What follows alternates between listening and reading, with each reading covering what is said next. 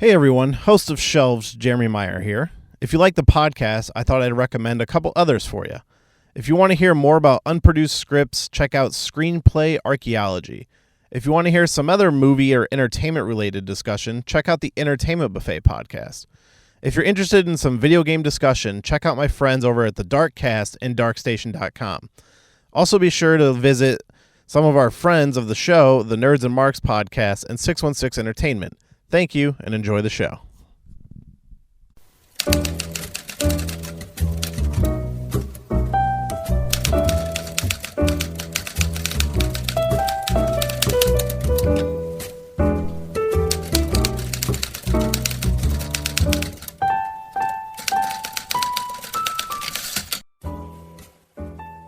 Hello, everyone, and welcome to today's episode of the Shelved Film Podcast. I am your host, Jeremy Meyer. So today, I know it's been a while since I've posted an episode. Had a lot of stuff going on, have been dealing with some personal things and just dealing with motivation to do the podcast because this podcast is a lot of work, and I've been kind of kicking around the idea of retooling the podcast.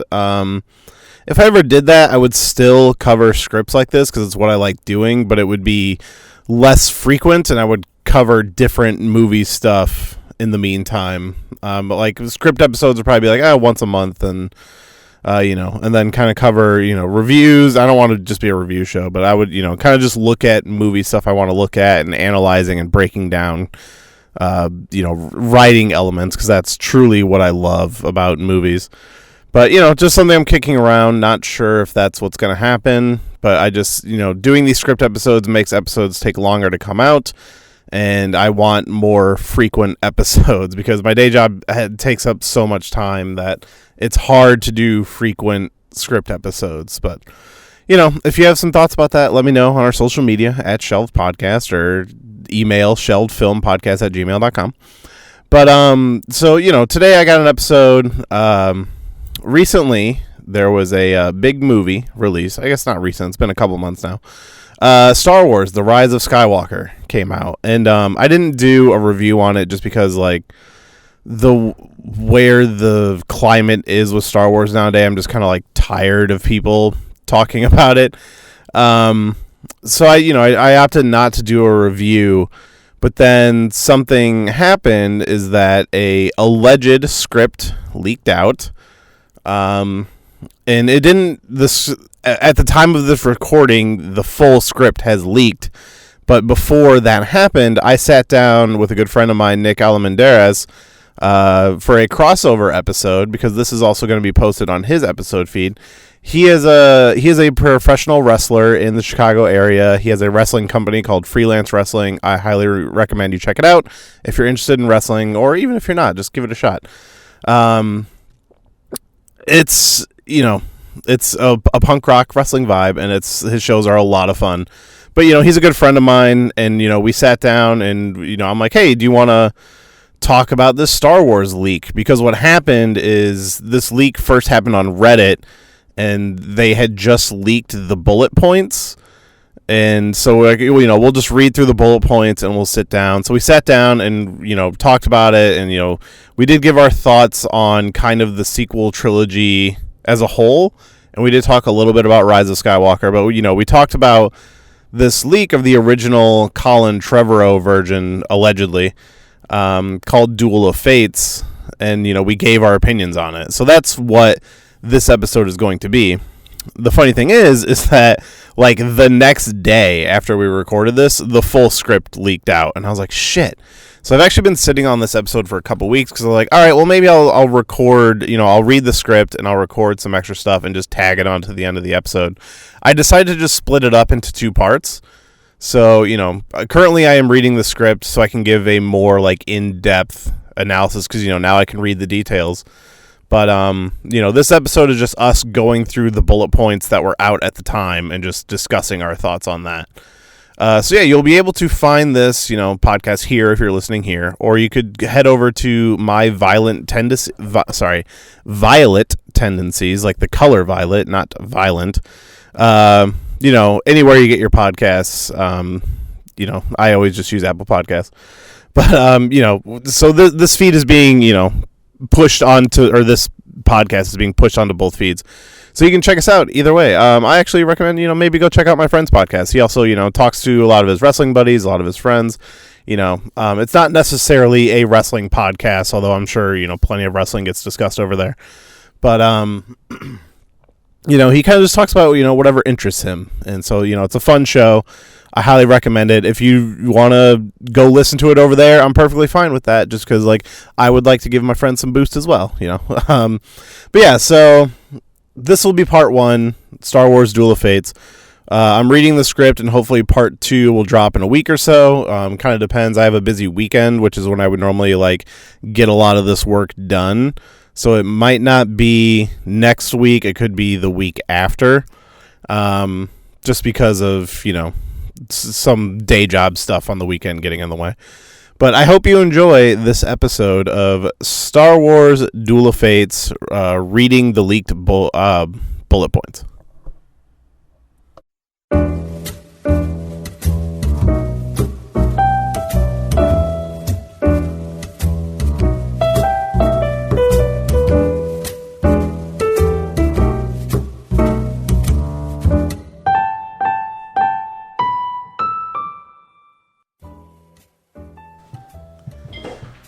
Sorry, not sorry, because she probably gave it to me to begin with.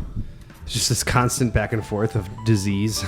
I mean, that's our life at this point. Well, I mean, she works at a daycare, so she's always coming carrying home with that shit. Yeah. All right, we ready here? We're gonna talk some Star Wars. Star Wars. Has this been recording the whole time? I was recording a little bit, then I stopped and I started again. We've only been recording for 20 seconds. That's cool. That's great. This is usually how I record. I always start recording when people are kind of getting ready. I like that little build-up conversation sometimes. Yeah, because sometimes it just you just fall into a good story or a conversation about something, and it's a nice soft open. Well, I always we might get some noise from some construction going on, but just bear with it. Those bastards. I don't know. I always kind of like the casual intro, and then it's all right, now we're here to talk about stuff. You get to know some people.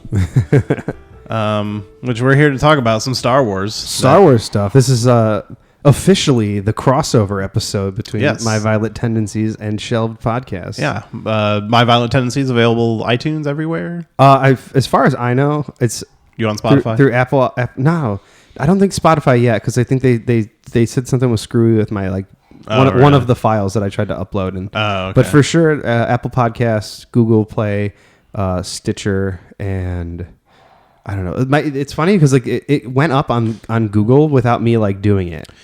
I remember I physically went and did my Google one, but I don't even know how that works nowadays. Yeah, it just does it by itself. I think with the feed, or the RSS feed, it just does it. I don't know. I'm speaking French to myself because I don't know how any of this works. I just been figuring it all out. So yeah, we're crossing over. So you can find that everywhere. You can find me everywhere. The Shells Podcast for the My Violent Tendency listeners. Yes, if there is any. Yeah, but we're just gonna talk about some Star Wars stuff. The sequel trilogy to begin with, because The Force Awakens came out, and it was basically just we're doing the soft reboot.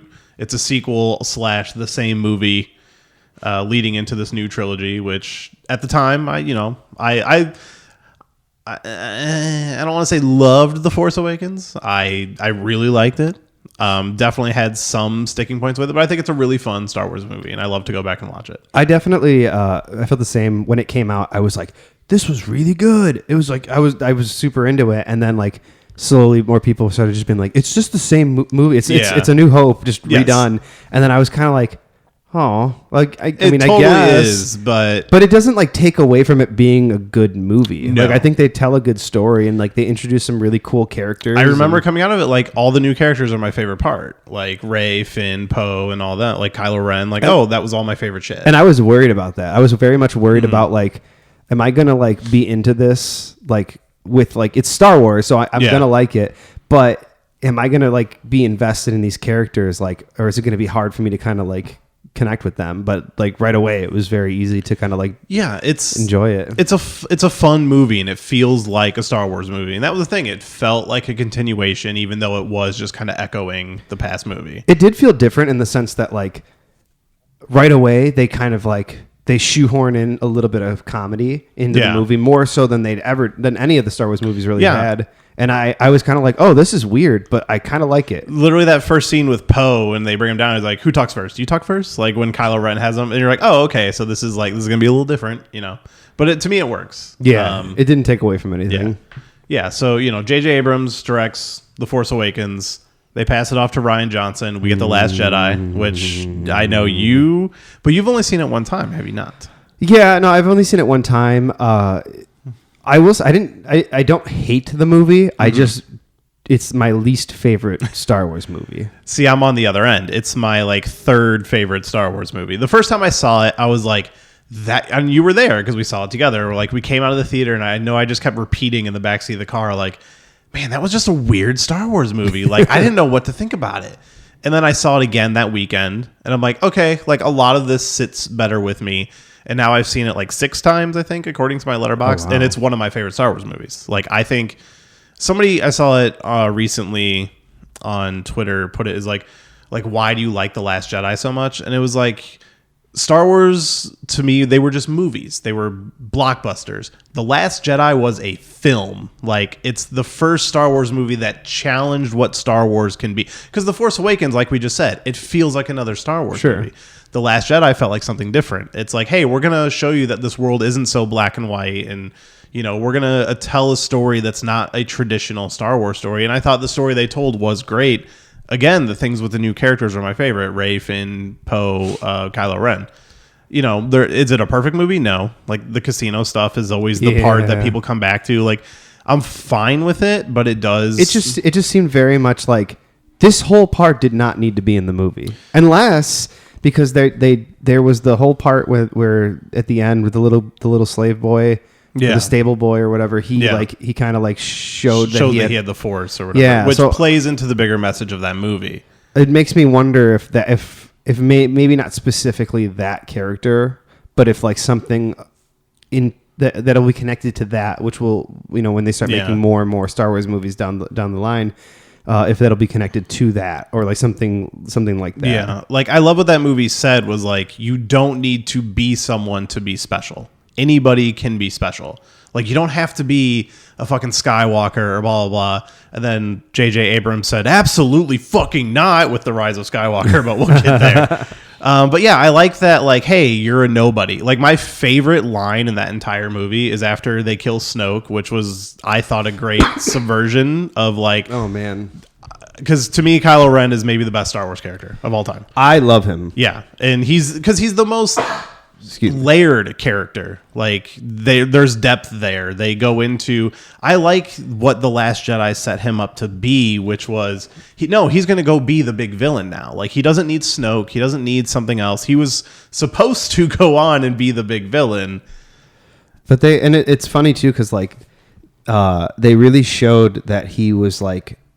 They really did a good job of showing like this internal struggle with him between good and evil. Yeah. And I saw a lot of people being like, oh, well, like they did the same thing with Darth Vader. And I was like, well, not really. Not really. And not until the very end of Empire, or sorry, of Return of the Jedi. Yeah. When he tosses the Emperor over the balcony there, like that was the moment. Very quick babyface turn. And then he's just like, I'm good now. And then everyone's just like, oh, yay. But it's like, he was a really bad dude the entire time. And then just this one moment and everyone's like, oh, okay. And then like the prequels, I didn't think do a good job of like showing Anakin like. He seemed very just broody. Yeah. And like, it was very much just like, especially since you already know how this is going to play out. Yeah. You're just seeing, I think you're just waiting for the moment. I think you're more or less in the prequels seeing just him devolve into this evil character, as opposed to having like a battle back and forth. It was almost as if he was just like, this is the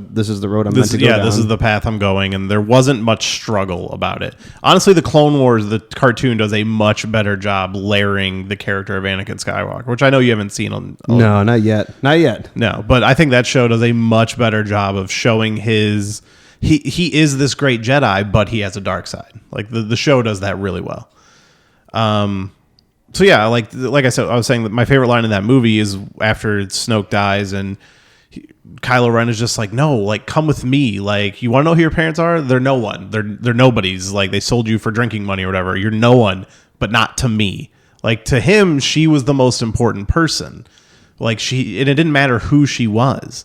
And then we get the Rise of Skywalker, which I like it the way I like. See how you say The Last Jedi is your least favorite Star Wars movie? Mm-hmm. I think out of the 3 new ones, Rise of Skywalker is easily my least favorite, but I still like the movie. It just felt like Disney caved to the backlash to Last Jedi, even though that movie made a ton of money, even though it has like a 98% on Rotten Tomatoes, they catered towards the angry fan base. Sure. I mean, it probably was being like a little bit shook and worrying about like, oh shit, are we gonna like, lose money on the next one or whatever? Yeah. Like, and that's understandable. That goes with like any big company sometimes like can be shell shocked by their fan base like that, especially a large and vast fan base as those of Star Wars. Like, I'm sure that when they talk, they listen for the most, and it's obvious here, but no, I definitely enjoyed. I liked Rise of Skywalker. I thought it was a good movie. Yeah. There was things that I was kind of just like, oh, okay, but it's like you kind of just like take it with a grain of salt. Yeah. And I very much like. I remember when Eric, one of our coworkers, he said he was just like, what did you think of it? And I was just like, spoiler free like opinion. They very much catered to like the fans. Yeah. It was very fan service, especially towards the end. Mm-hmm. But I don't mean that as like a knock. Like, it was like very fan service, but I was like, oh, this is fun. Like, this is like cool. Like with a little Ewok cameo at the end. Like Wicket has a son, Yeah. It was very much just like, okay, I see what you're doing here. They're just they wanted to wrap up everything, especially since this was the end of the Skywalker saga, that they wrapped it up with a nice little bow. Yeah. And like I came out of it as like, you know what? This is 100% not a sequel to The Last Jedi. I firmly disagree with many of the choices they made, but it does fit with all 3 movies, and I do enjoy it for what it is, which is a Star Wars movie. And honestly, it would take a lot for me to hate a Star Wars movie. Like, people complain about Solo. Solo's fine. Solo's fine. I loved Solo. Yeah, like for me, it's somewhere in the middle. But and I've watched it like 3 or 4 times. Like I'll throw on Solo every now and then. It's a fun, low stakes movie. Yeah, which I kind of love about it. But yeah, so originally we were going to get a different version of Star Wars Episode 9. Colin Trevorrow, who directed Jurassic World, was originally hired to write and direct. Excuse me. And then he got fired / quit, or there's no... Depending on who you ask. Because he had a movie called The Book of Henry. Apparently he was very difficult to work with because, he left citing creative differences was, what they always say. And he had a movie called The Book of Henry that came out and it bombed horribly. And so that was kind of their excuse, it seems like, all right, move on. So recently on Reddit, allegedly, there's a lot of allegedly with this, because normally, like, I had a firm rule with my podcast of like, I don't want to cover scripts that I'm not 100% sure are real, but this is... It's been verified by a website called the AV Club, and there was some concept art that came out that Colin Trevorrow verified on Twitter. So I'm like, I'm just going to throw out all the caveats of like, hey, this could be total bullshit. But signs point to this seems to be legit. But a Reddit user, who I have name here, I think he posted a video on YouTube, is Robert Meyer Burnett. Allegedly got his hands on an early draft of Colin Trevorrow's Star Wars Episode 9. And it was going to be called Duel of Fates, which yeah, exactly. So he did a little breakdown on here. What I have is his bullet points of the breakdown, which is just like, hey, here's the shit that happened. So you haven't seen this at all. I have not. I've read a little bit of it. So what we're just going to do is I'm going to start with they list the whole opening crawl. And so I'll read that, and then we're just going to go through the bullet points of this script, and I'll read them to you, and we'll talk what we think, and be like, this is what we could have got. We'll see which one might have been more interesting to us by the end of it. I'm in. Let's do it. So, opening crawl. We're getting copyright infringements hitting us now. Oh no, that's a parody version. We're fine. So the opening crawl, big yellow words. The iron grip of the First Order. Well, I guess so. You remember the end of the Last Jedi?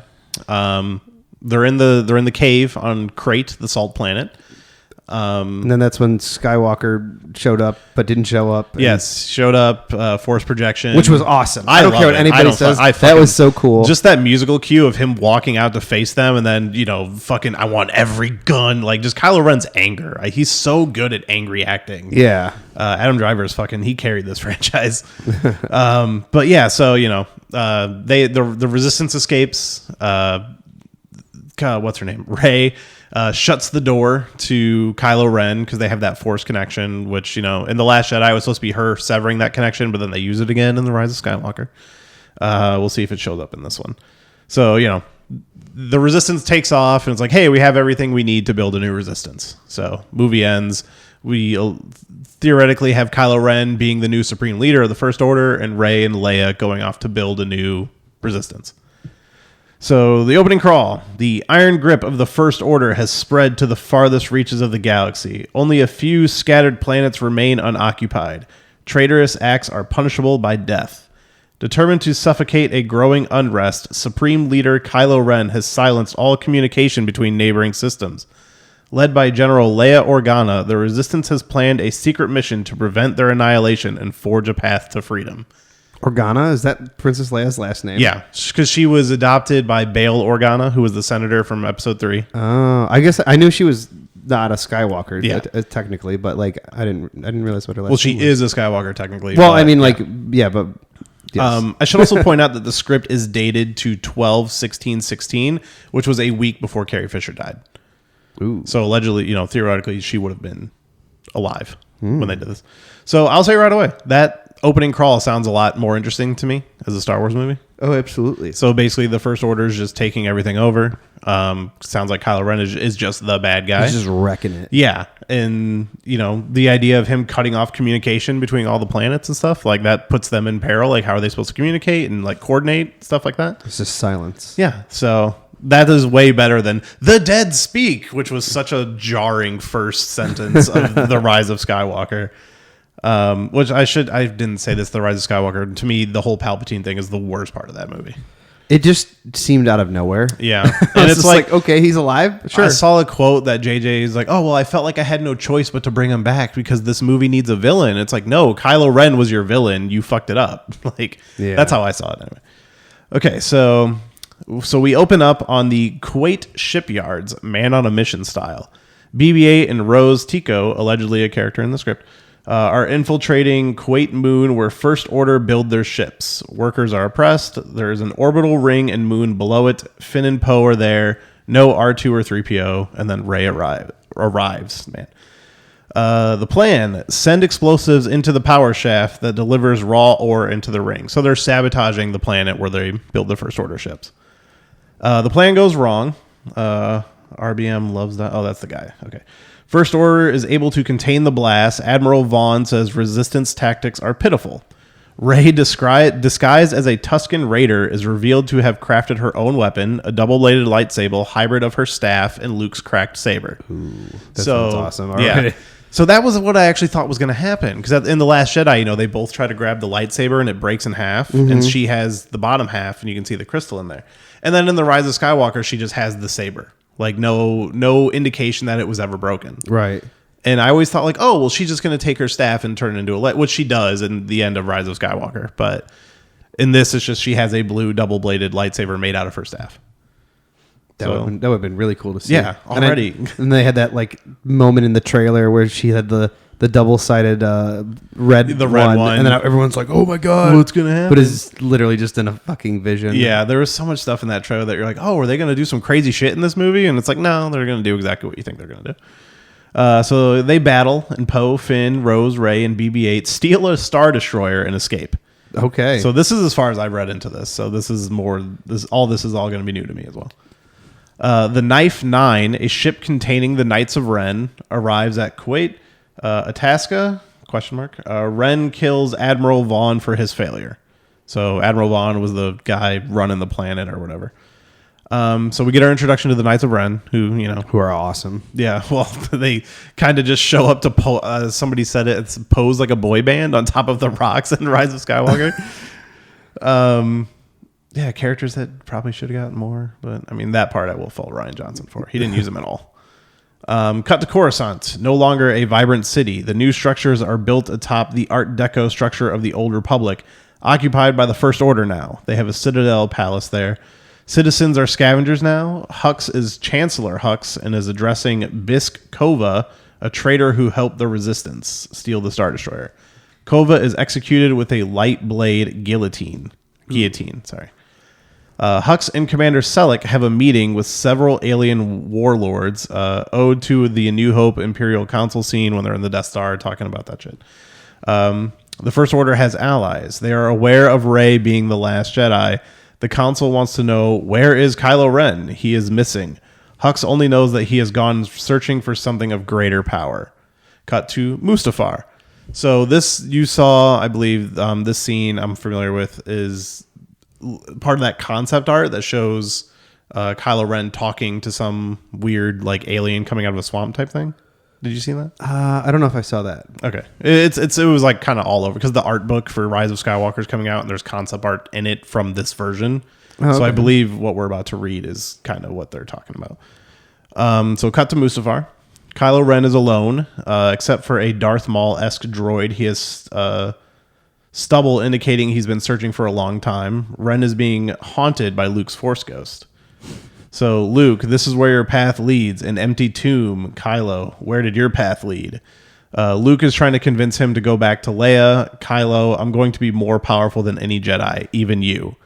So, I love the idea of the Force Ghost just like popping up wherever. Though. Yeah. It's such a, like when Rey was throwing all the stuff into the burning tree. Yeah. And then he just like shows up and catches it. And I was like, what a very convenient thing to put in the movie to like continue the story. But I was like, I'm into it. Yeah. And we also really need to establish the powers of Force Ghosts because like, they can touch stuff now. And then he can use the Force to raise the ship. It's like, why don't all Force Ghosts just go kill bad guys? Yeah. like what are they doing? Yeah. So I like the idea of him just like kind of following him and not like taunting him, but trying to like talk him back. It also could be considered like just visions or like just him. It's happening in Kylo's head, not necessarily him actually. Similar to the scene in Rise of Skywalker where he talks to Han. Correct. Yeah. But I mean, obviously he's a Jedi, so he can be a Force Ghost. So, all right. So we're in Vader's temple because we saw in Rogue One his castle was on Mustafar, which would have been a good connection between Rogue One and this as well. In Vader's temple, Kylo finds a Sith holocron, which reveals a hologram of Palpatine. The recording is for Vader. Palpatine has a contingency for Vader if Luke kills him. Vader is to take Luke to the Remnacor system to see Tor Valum, master of the Sith and Palpatine's teacher. First problem with this. Palpatine's teacher was Darth Plagueis. I didn't know that, but go ahead. Well, so in episode 3, he talks about Darth Plagueis, the wise. He was the one who could use the Force to prevent people from dying. It's what he uses to like taunt Anakin to the dark side. And then there was a Darth Plagueis novel that came out. Okay, in the book series. Yeah. But he maybe had more than one master, or maybe because I mean it's never definitively said that like Darth Plagueis was his master. It's just like one of his teachers. Yeah. So maybe there's just another teacher. So I'm willing to give him the benefit of the doubt there. So after the scanning, the holocron explodes and releases red lightning, which burns Kylo, who screams. So Kylo's getting a little more fucked up because he already has the scars on his face. Yeah, just getting the shit under the stick constantly. Yeah. So we cut to the Resistance base on Core Aleph. There's like question marks under some of this stuff. I guess it's for like spelling stuff. Leia is introduced as she feels what's happening to Ben. Chewbacca and Lieutenant Connix tell Leia and that the Quat team is back. They're shocked to see a Star Destroyer, which has landed on the planet. Funny moment with Rey using a mind trick on First Order officers who were still on the ship. So we still got some comedy coming in here. Rey confides in Finn that she doesn't feel like she has what it takes to be a Jedi and can't live up to everyone's expectations. Finn asks her if she still senses Kylo. Rey confesses she's been having nightmares. Finn asks if it's Kylo. Rey says she can't explain their connection. So they're still like hinting that there's something between these two. Yeah. I'm hoping it doesn't turn into, hey, you and my sister. Finn, you have to shut him out. He can't change. It's too late, Rey. And she says, it's never too late to change. You taught me that.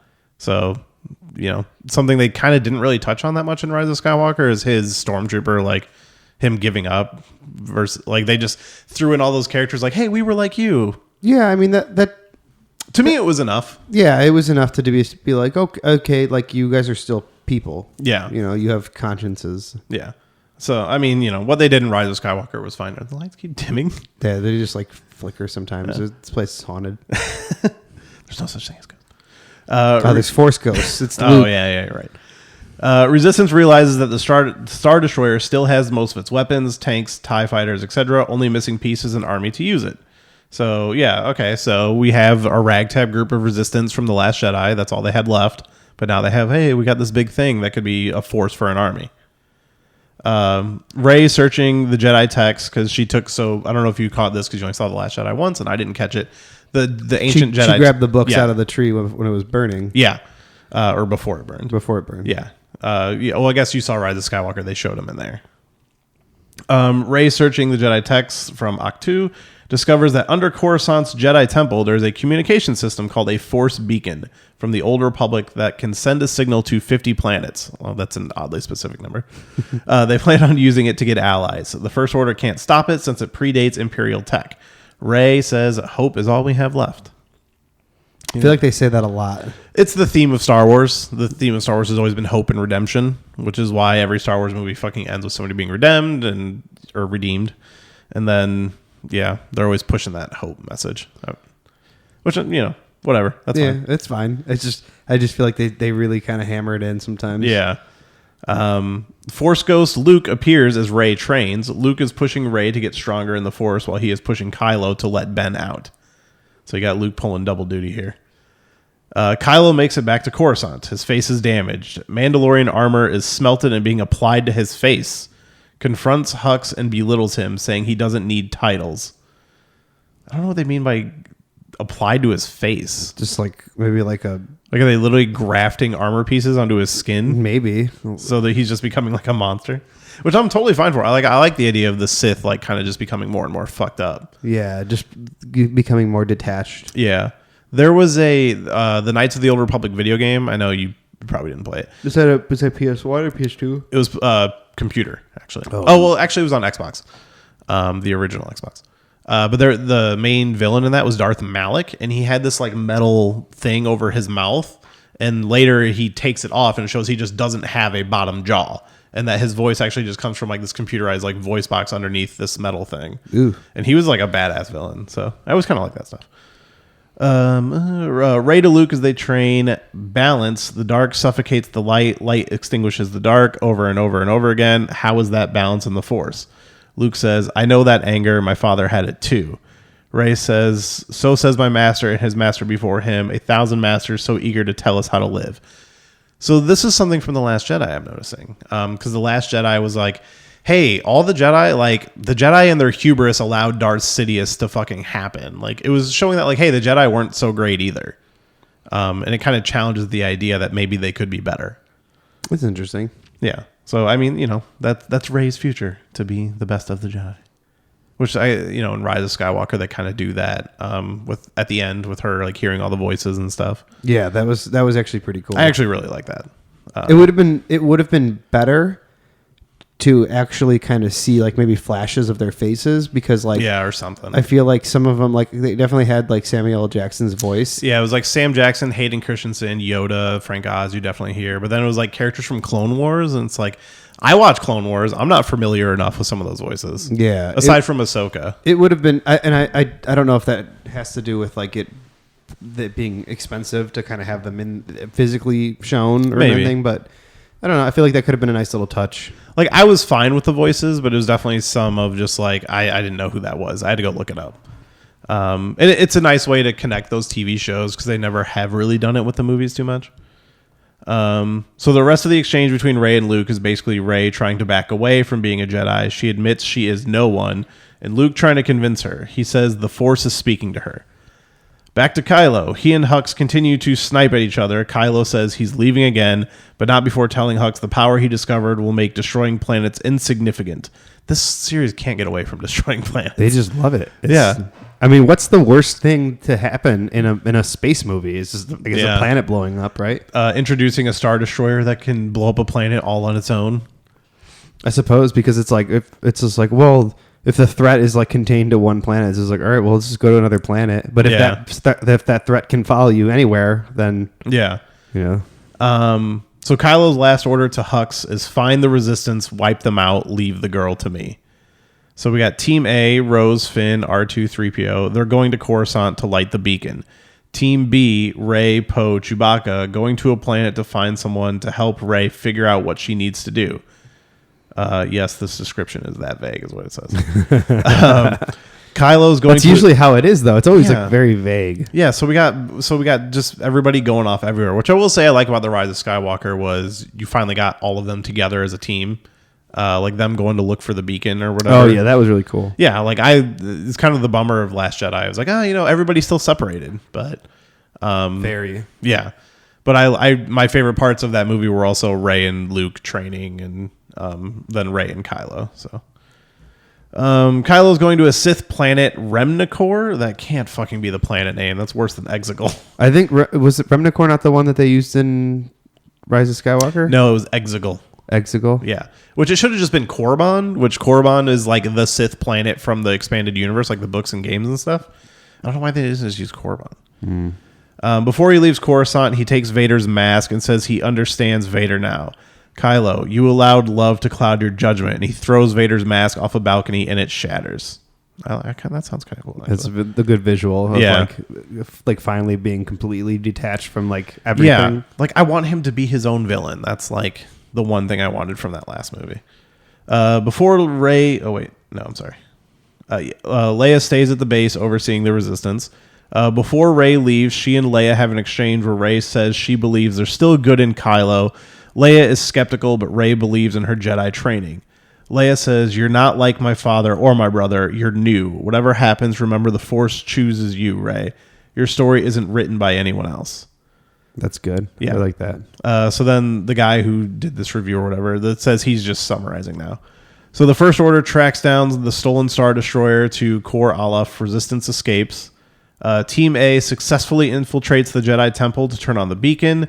Cut to different places around the galaxy receiving the signal. We get a Bosk cameo, which Bosk was like the lizard bounty hunter from Empire Strikes Back. Oh, hell yeah.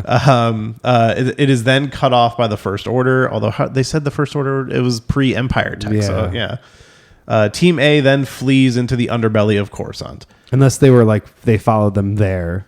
Yeah, to maybe cut it off. That could be, yeah. Team B are being pursued by the Knife Nine, which is the Knights of Ren ship, and eventually reach the planet Bonadan. Kylo reaches Remnicor and confronts Tor Valum, who's a 7,000-year-old alien of unknown origin, spindly, intense, sinew, muscle, very Lovecraftian, which, yeah, if they're going to put Cthulhu in this, I'm down.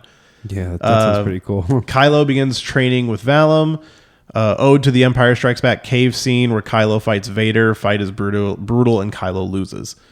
Bonadan, Poe takes Rey to a seer who can pull information out of memories. The seer pulls a star chart out of Rey's mind from her visions with Kylo. The Knights of Ren show up and fight Rey in a lightsaber battle. She defeats them and Team B escapes.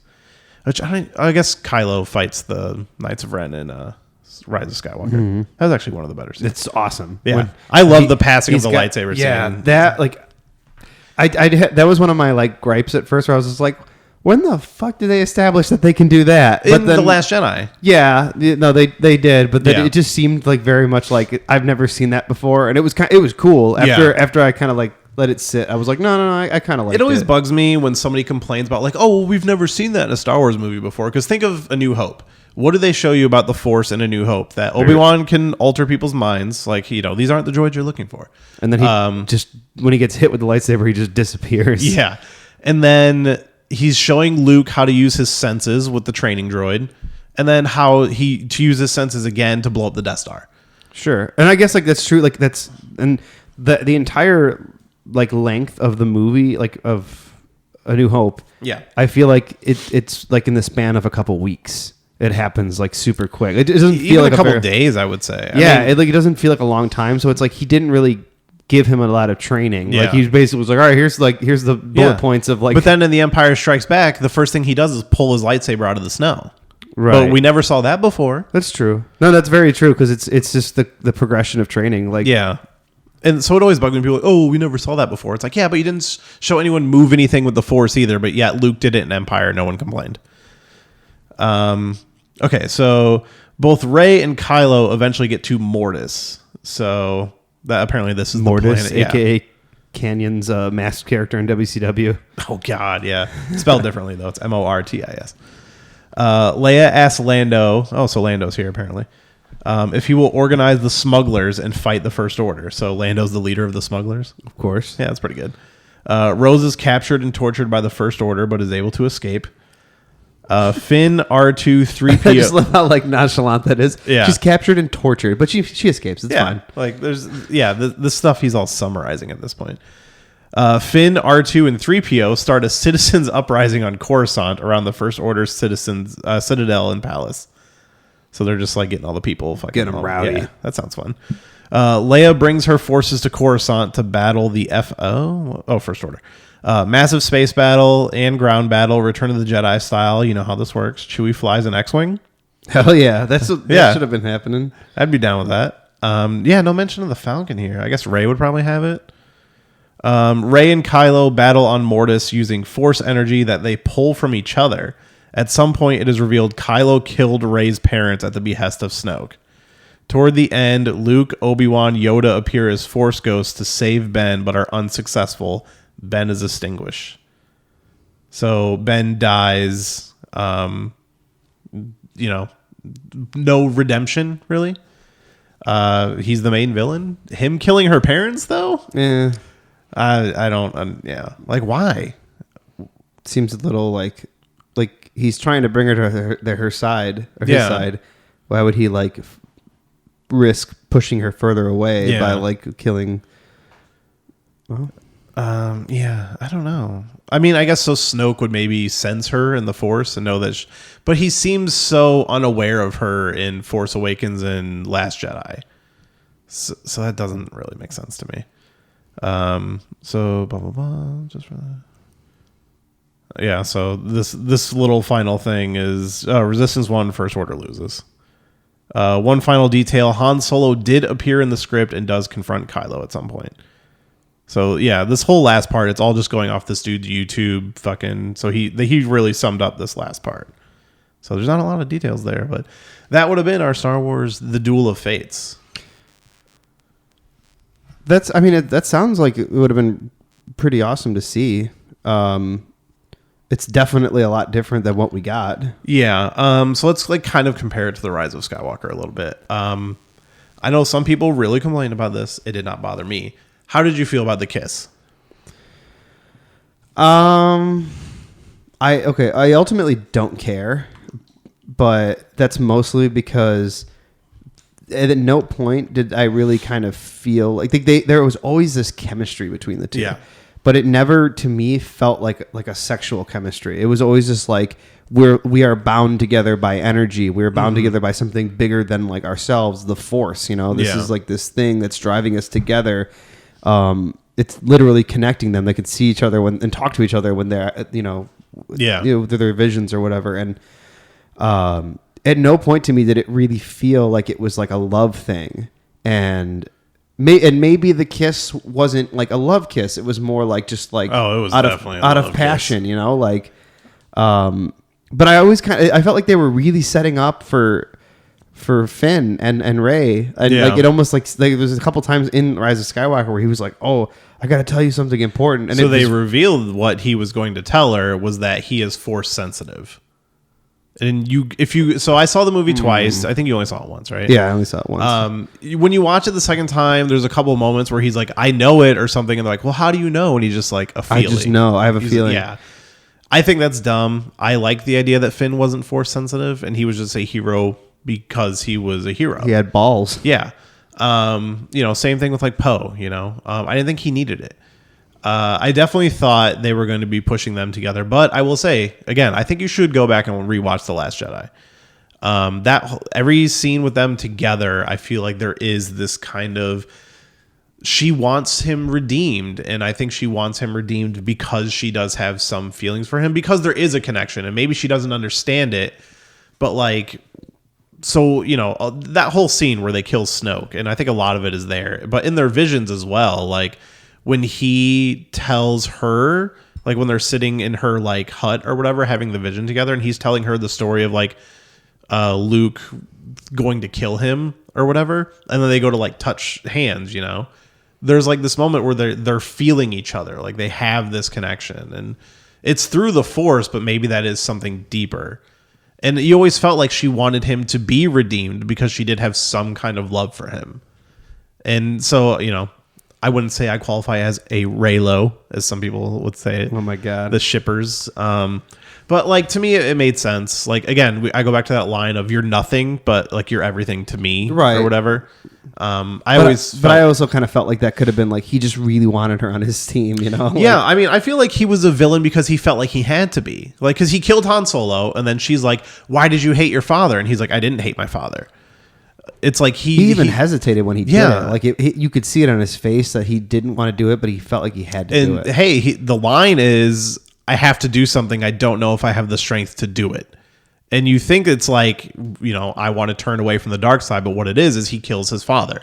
But then in the Rise of Skywalker, in a scene I really like, I love the Han Solo scene in Rise of Skywalker. Oh, dude, they do the opposite. As soon as you hear, "Hey, kid," yeah, I like, my heart just dropped, and I was like, "Oh my God," getting like teary eyed. There were only like 2 moments where I almost cried in the second viewing. The first viewing I was just kind of taking in. In the second viewing, I almost cried in the Han Solo scene. I almost cried at the end when all the ships show up. When hey, yeah, I was like, hey, there's more of us. Babu Freak. Babu Freak. Shout out to him. I don't know why the hell he was there. Oh, he's so good. It's just to show you that just he to lived. show you that he was there. And honestly, it feels so like added into that scene because she's just in her ship and he just like pops up. Yeah, like what was he doing? It feels like they just CG'd it in because like, oh, people are gonna really like this character, so let's show that he lived. Dude, he's the best. Yeah, like that whole moment of all the ships showing up is pretty cheesy, but it's cool. It's like, hey, everyone's coming to fight. This is it. This is the main event. This is everything that they've fought for in all 9 of these movies, and it was a nice culmination to it all. But yeah, I will say, like, my biggest problem is I wanted Kylo Ren to be the villain. I like that he like kind of finally like. I like that he's redeemed, and I think you can have both. I think he can be the villain and he redeems before his death, kind of similar. Sure, which is what I felt like was going to happen. Yeah, me too. But they redeem him like a third of the way, or like 2/3 of the way through the movie, and then he just kind of like disappears for a while. Yeah. But yeah, I like the scene where he comes back. I like the passing of the lightsaber. Like there is great stuff in Rise of Skywalker, but just like fundamentally story wise, I do kind of lean more towards this version. Yeah, I mean, I definitely, there was a lot that I guess I can agree with it, but until I would have seen it like on screen, it could have come off differently. I mean, we're just reading bullet points. Sure. So like, it kind of sounds like not a lot happens. So maybe it wouldn't have been that great. But like, I think the stuff that it does, because, you know, there's a big chunk where she's like, oh, they're hanging out at this place or they're bouncing from planet to planet. They're not describing a lot of action. Maybe there's action in the script he's just not talking about, right, or whatever. But or it wasn't even written out yet. Yeah, and it's an early draft. You know, it's from, they said 12/16. So it was like a week after Last Jedi or something like that. Yeah, I don't know. I like this version in the sense that it does what I wanted. That's like, nah, man, Kylo Ren is the bad guy. It doesn't sound like it does a lot with Hux, which, I mean, the Rise of Skywalker kind of didn't either. Like, I like the whole "I'm the spy" moment, and there's like, I knew it, and stuff like this. That was fun. Yeah, I also did not see that coming. I was like, oh shit, I totally saw it coming. Just because, like, there's that great scene in The Last Jedi where Kylo Ren is knocked out after the whole Rey lightsaber scene, and he, like, moves his cloak like he's going to take out his gun and shoot him, but then Kylo Ren starts waking up, so he just, like, slowly lets off of it. Like, he fucking hates him. So, like, it's exact. Yeah, that was pretty obvious. Yeah, and honestly, what I always wanted was, I pictured an ending of, like, let's say Kylo Ren is on a like there's a big space battle. Hux is controlling one ship, Kylo Ren's controlling another ship, and Hux just decides to turn on Kylo Ren or vice versa. And that's how I kind of wanted Hux to die. Is like, oh, he tries to take him out and they just both end up dying or something. Like that would have been interesting. Yeah. But yeah, I mean, this version kind of doesn't deal with a lot with like what's going on with General Hux. Like the one thing I'll say about the Rise of Skywalker is there's a lot fucking happening in that movie. Like it starts and it never slows down. It's like a I won't say it's a sprint, but it's definitely a fast jog the entire time. Because like honestly, the small moments where it does slow down are my favorite moments of the movie. But yeah, and then just the whole Palpatine thing, I just can't get over that. Yeah, I mean, it didn't ruin the movie for me. I was kind of just like, all right, I guess this is fine. And so like it didn't take anything away from it. And it was a nice little way to kind of tie it in completely. Yeah. I hate that it just felt like it came out of nowhere. It definitely felt like it came out of nowhere. And then the whole Snoke is just like a clone thing. Like, why couldn't Snoke just be Snoke? Like, he can just be this mysterious character. Like, he doesn't, not everything needs Did they establish that? Yeah. He says, I made Snoke. And then you see like fake Snokes floating in a chamber as Kylo Ren is walking to like, when he shows up at the planet at the beginning of the movie. Oh, he's just like, Snoke, it was kind of dark. I made Snoke. And I made that. Then literally like a second later, he walks by like a vat of like Snokes. Something dark side. Yeah. It's, I don't know. I guess that kind of, I mean, because it just seemed like, who the fuck's this Snoke guy too? Yeah. And then he dies like very. Like, I loved it though. Like I love that scene so much. It was a great scene. Like yeah, and just that whole fight scene, I think is fucking one of my favorite fight scenes in a Star Wars movie. It was like, oh shit, now what? And then they didn't really follow up on that very well. But like I like that. Like I said, I feel like Kylo Ren felt like I have to be a villain because like what else would I be? And like, you know, him taking down Snoke is like he had a time to turn away from it, but he went all in and just like, no, like fuck it, let's just do this. Like let's just go for it. Let the past die, you know. I love how too in like the Star Wars universe, it's like turning on your fucking boss and killing him is not looked down upon at all. It's just like, all right, well, I guess you're in charge now. Like it's always been that way. Yeah. Well, you know, trial by combat and all that. I guess, yeah. They're kind of like, all right, only the strong survive. Yeah. But I don't know. I like what this version does in the sense that Kylo Ren is the villain. And, you know, I would love to get my hands on the actual thing. I want to see the intricate details. But just reading it on a bullet point, I'm like, it's interesting. I don't know if it would be better. But I think it feels more like a sequel than The Rise of Skywalker did. Correct. Yeah, I can definitely agree with that. And maybe something will pop up soon. Maybe you'll be able to find this. I want it so bad. Like this will be my white whale. You know, if somebody has it, maybe it will. And again, this could all be fucking bullshit. It sounds bullshit. It sounds like it fits. Like it sounds like it would have been written by somebody who was kind of, you know, there and done it. You know.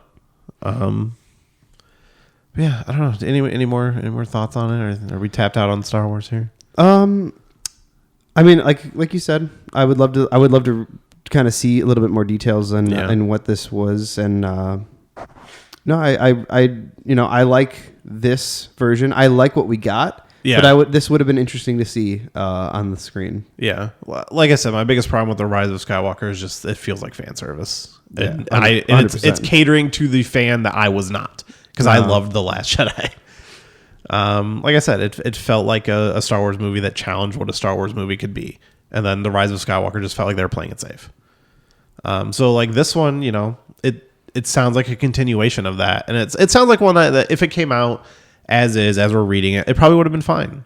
And you know, the third movie is usually not the best one. Like Revenge of the Sith is the best prequel, but it's like you know, Rise of Skywalker was not the best of the sequels, and Return of the Jedi was not the best of the originals.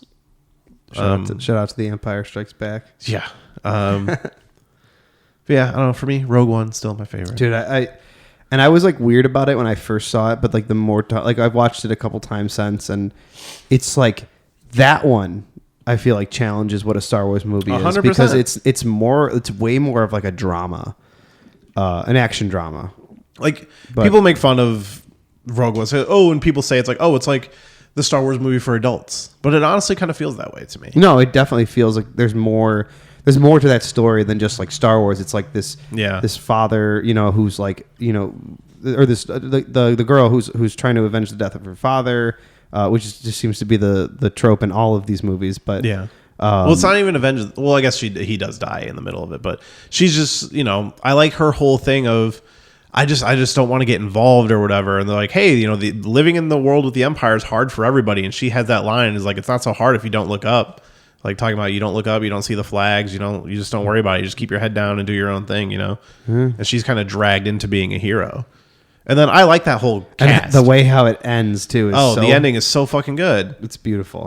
It's one of my favorite space battles in a Star Wars movie. I love that battle above the planet. I love that whole cast of characters. Like people say they're forgettable, but I love every single one of them. Like I think they're all pretty interesting. They're all pretty fun.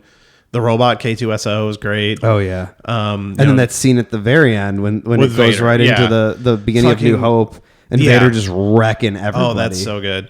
And imagine how much better that scene would have been if we didn't know Vader was in the movie.